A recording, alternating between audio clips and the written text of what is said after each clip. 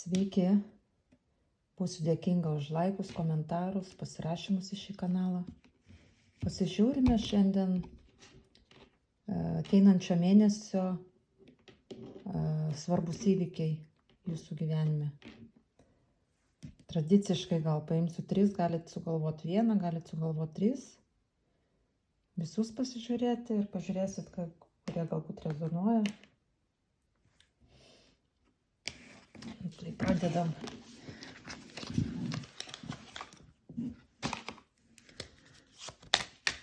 Kito mėnesio svarbus įvykiai jums. Ateinančio mėnesio. Būrimas, šita prasme dėlionė, jinai neturi laiko. Tas mėnuo gali būti, va dabar, pavyzdžiui, pas mus gegužė bus, kai aš darau, bet čia gali jūs įsijungti po metų ir ten balandžiui ar ten rudenį, bet kokiu atveju jums jisai galios, jeigu jūs pirmą kartą matot.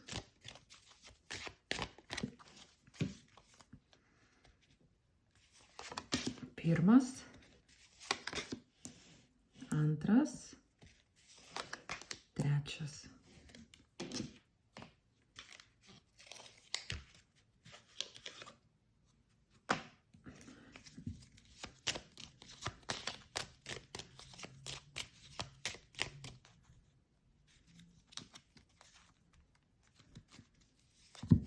Pirmas, antras, trečias.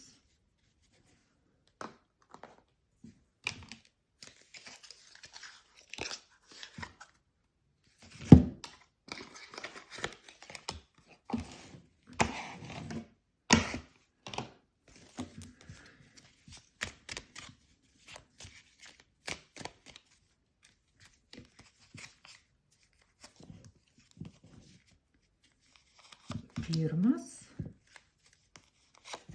antras ir trečias.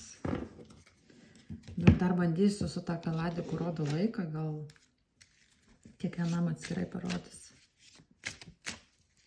Nors mes žiūrim kitam mėnesiu, aš nežinau, ar čia verta.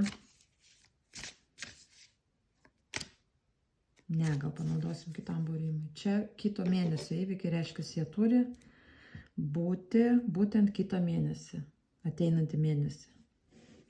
Gerai, žiūrim.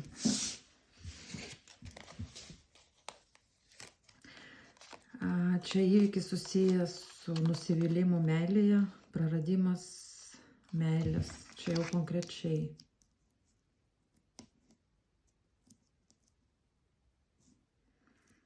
Liūdnos.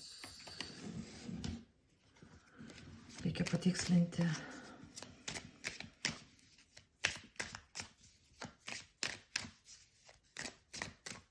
Praradimas meilės čia bus.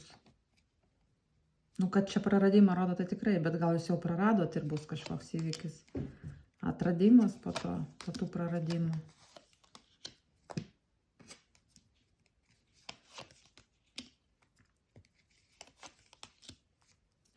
Čia konkrečiai rodo išsiskyrimą su mylimuoju. Nežinau, gal jūs jau ir nemylit, bet turiu omeny, kad su antra pusė. Liūdnas labai toksai. O jūs kaip jausitės po to?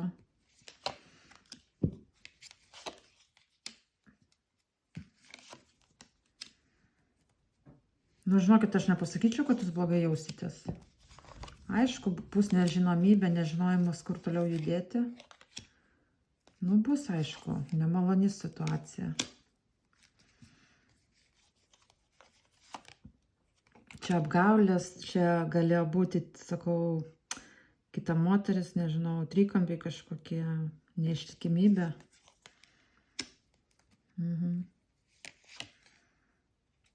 Čia tiksliai labai, jeigu žiūri vandens stichijos moteris, ta prasme, zodiakas, žuvis, kas ten dar, skorpionas,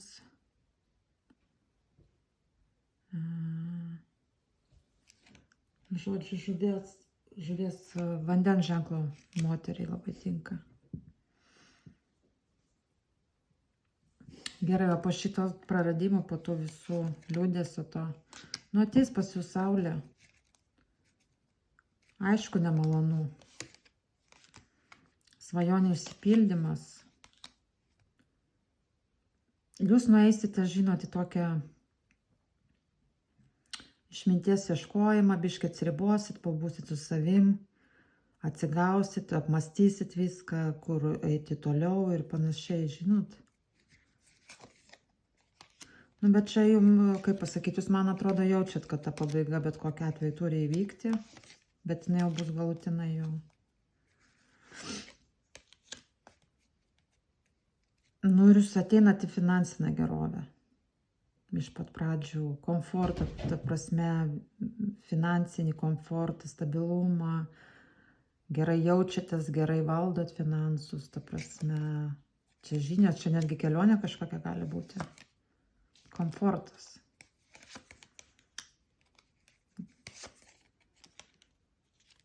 Ir kažkokios, čia gal netgi ne jūsų kelionė, o gal ir jūsų, pas kažkokį tai oro ženklą, gali būti žmogų važiuosit arba jisai pas jūs atvažiuos. Žodžiu, iš kelionės kažkoks vyras, jo.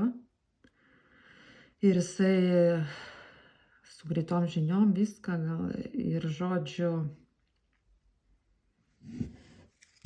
Nu, arba gali būti, žinot, jisai buvęs, arba gali būti dirbti tokiose įstaigose oficialiuose, kur reikia nešioti uniformą. Arba su metalu.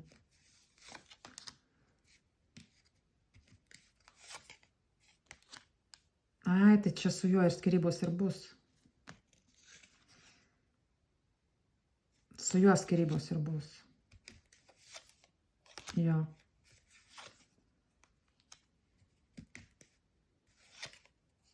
Ar ne? Ai, ne, atsiprašau. Čia dar vienas vyras. Tai su kurio čia tos skyrybos?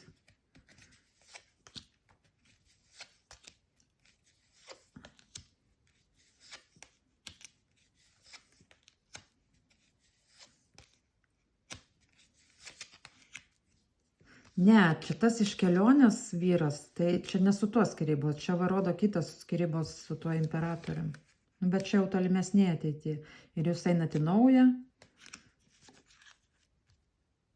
Ten gal kažkoks ar draugas, ar kažkas jūs palaikys. Man nerodo ten meilės kortų kol kas. Nu, žinot, mėnuo. Bet kažkoks bus žmogus šalia jūsų, kuris jūs palaikys. Iš kelionės kažkoks. Ar jūs pakvies į kelionę galbūt, kad žinot, prasiblaškytumėt kažkoks vyras. Gal draugas, gal buvęs kažkoks irgi, bet jūs gerus ryšius palaikot. Nu, bet čia konkrečiai, vat, kitą mėnesį tokia nelabai maloni, aišku. Bet jūs išeisit į gerą. Taip pat neliūdėkit. Bus palaikymas iš kažkokio kito vyro, kurį jūs pažįstate. Ir šitągi.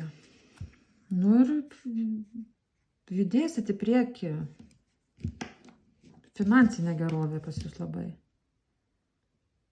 Nu čia mes tik mėnesių žiūrim, nu tai vat, per tą mėnesį toksai bus biški perėjimas, žinot, į tą naują gyvenimą.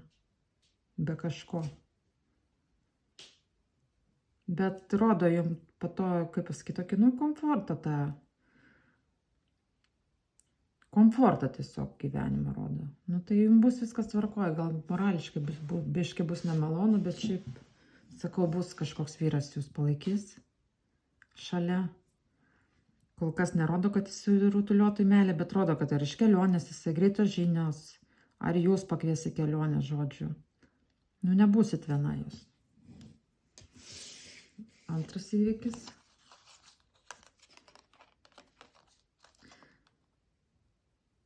Čia darbe yra kažkoks, nu, jūs labai nenorit paleisti kažkokio savo stabilumo, komforto susijusiu su darbu, bet čia darbe yra kažkokie gudravimai ar gudrų žmogus. Reikia patikslinti.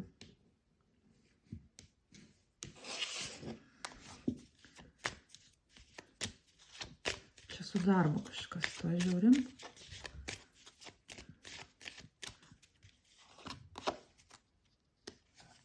Kažkoks žmogus darbe gudrauja.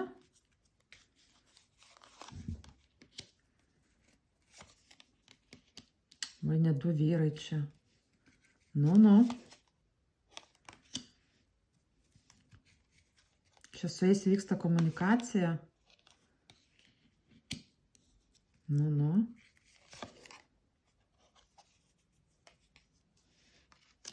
O čia ką karstas tas reiškia.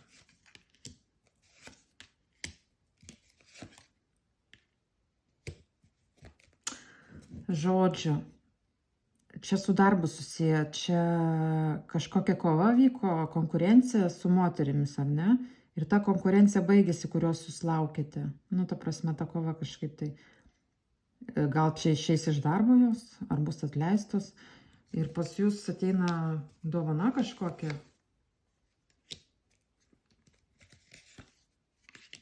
Nu jo, čia dėl ligos.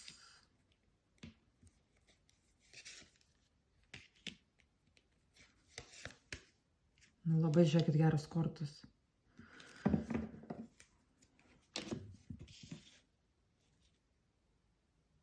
Konkurencija baigėsi darbe. Tie gudravimai, žinot, viską. Ir kažkokią jūs gaunate ar darbo pakelimą, nu čia labai geros kortos, ar kažkokį laimėjimą. Nu laimėsite kažkokioje kovoje darbe, kas ten pas jūs vyksta. Ar tie vyrai ten, bet ten vienas turtingas vyras, vienas šiaip kažkoks vyras, bendradarbis. Tai gal vadovas jums pakels algą, pakels pareigose, o kažkokios konkurencija kažkokia baigsis, suprantat, kažkokia kova darbe kitą mėnesį. Ir dar rodo jums kelionę. Gal komandiruotė kokia? Arba vyras iš komandiruotės, iš kelionės.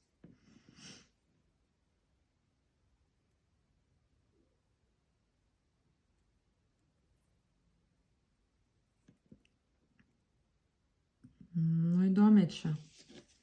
Bet jūs laukite kažko. Ar čia susirgs gal? Išeis iš darbo kažkaip taip gali būti.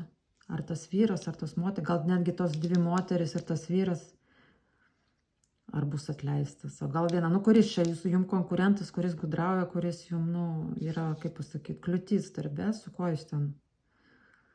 Tai žodžiu, va, jums dovana kažkokia darbe, tai gali būti bonusai.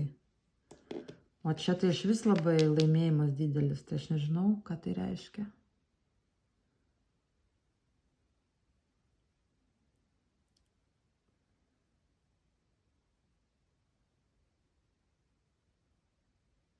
Nu ir kažkokia kelionė, iš kelionės kažkoks vyras. Ar jūs į kelionę pas kažkokį vyrą, kažkokį komandiruotę?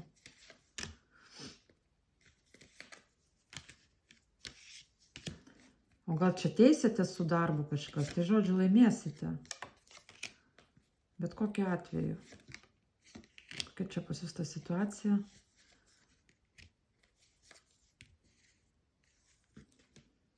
Žodžiu, jum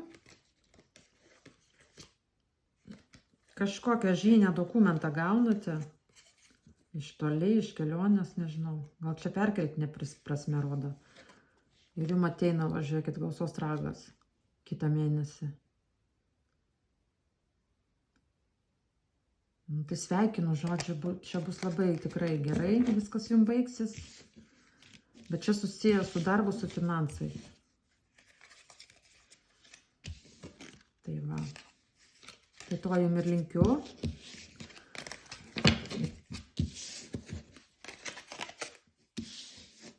Nu, žiūrim trečią įvykį, kas čiagi trečias bus tokio. Tikiuosi geras įvykis. Jo, labai čia toks, žiūrėkit, ir meilė, ir pagalba. Nors čia, jeigu, pavyzdžiui, darbą žiūrint, tai gali būti kontraktas kažkoks. netikėta pagalba, nu nesitikit jūs. Ir kažkokios institucijos, ta prasme, oficialios. Įdomiai.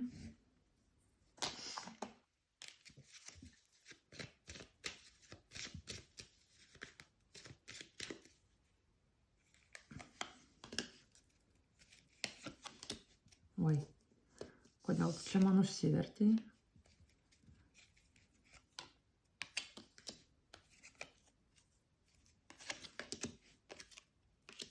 Čia, žinot, dar gali būti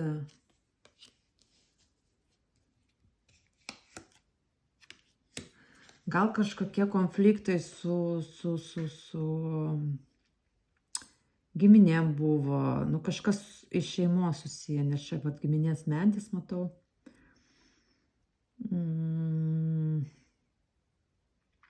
Bet vat ištikimas kažkoks žmogus yra draugas ar dar kažkas, netikėta pagalba jums tuo klausimu. Dėl namų kažkokie konfliktai, tai žodžiu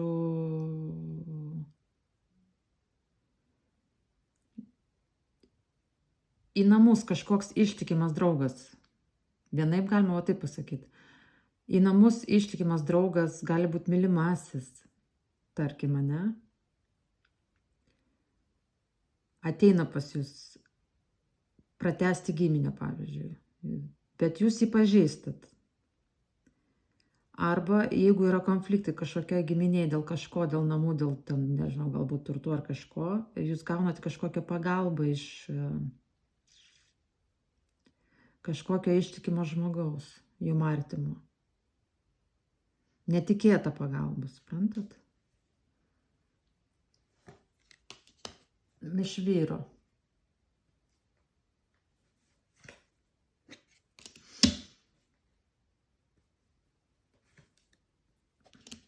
O jeigu dar kitaip traktuot, tai santuoka su vyru. Bet mėnesio bėgy tas nevyks. Su kažkokiu pažįstamu vyru, gal iš praeities. Giminės pratęsimas po konflikto. Netikėta jo pagalba jums. Ir, kaip pasakyti, ir sąjunga su juo. Čia tada zaksas išeina, o ne darbas ar dar kažkas. Iš toli. Stabilumas.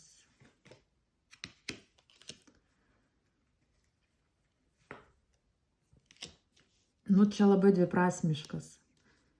Čia gali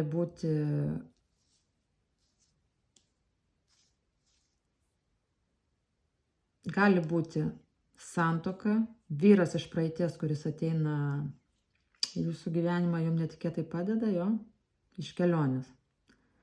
Antras skaitimas, jeigu giminiai kažkokios dalybos turto ar dar kažkos, nu kažkas, pavyzdžiui, yra kažkoks ištikimas draugas. Tarp kitko, jeigu tas buvęs ar kažkas iš praeities, kurį pažįstas, su kurio buvo konfliktas, jisai ištikimas rodo jums. Ta prasme, jis ateina pratęs giminę, būti su jumis, sukurt šeimą, įzakstas, ten va viską, ne? Į jūsų namus iš toli. Tai žodžiu, jo jau galima pasitikėti, nu jisai geras, labai, ta prasme, ištikimas. Ir dar trečias skaitimas. Jūs pasirašote kažkokį darbo kontraktą susijusi su kelionėmis. Reiškia, išvažiuojate į kažkokią kelionę ir pasirašote kontraktą, jeigu jūs to norite. Su kažkokiu, nu irgi gerų darbdavių, ištikimų darbdavių, tarkim. O dar jeigu ketvirtą, tai galime iš vis pasakyti, kad jūs po visų šitų, jeigu lygos, pavyzdžiui, kankino, ligoninėje gulėt, kažkokia pagalba netikėta iš gero gal specialisto, daktaro, ne? Ir jūs, nu, žodžiu, pasveikstat, gal jūs įsiunčia netgi kokią sanatoriją, pavyzdžiui, ne? Nemokamai, nu, ta prasme. Ir jūs, vat, pasveikstat. Kelalapis gali būti. Nu, čia, sakau, pažiūrėkit pagal savo situaciją. Va, šitie du pirmieji buvo konkretus, o čia galima skaityti įvairiai. Čia kaip kam. Bet kokiu atveju jis yra pozityvus. Bet čia po kažkokio konflikto. Tiktų labai ugnies ženklui.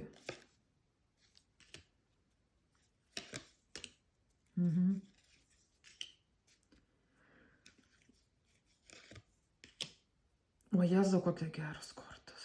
Jai.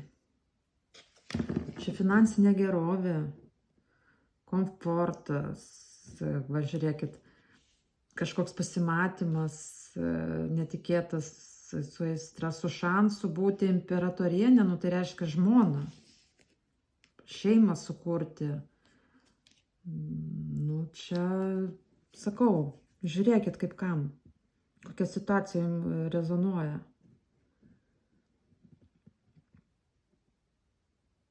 Meilės prisipažinimas, pasipiršimas.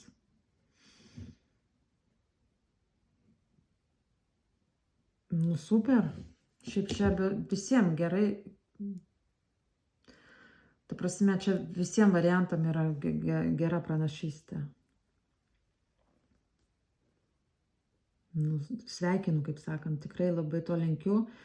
Bet būtent čia konkrečiai negaliu pasakyti, čia variantų daugybė. Tie du pirmi tai konkretus buvo. Bet čia bet kokiu atveju labai gerai viskas baigsis.